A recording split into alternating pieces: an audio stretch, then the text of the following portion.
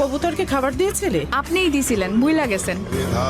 কে কোত্থেকে বলছিলেন? হ্যালো সুমন, আমি মা।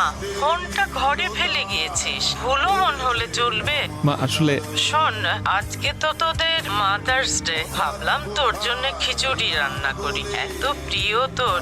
কিন্তু রান্নাঘরে গিয়ে দেখি মুগ ডাল নেই। তুই বাসায় আসার সময় 1 কেজি মুগ ডাল আর একটা ফার্মের মুরগি নিয়ে আসিস।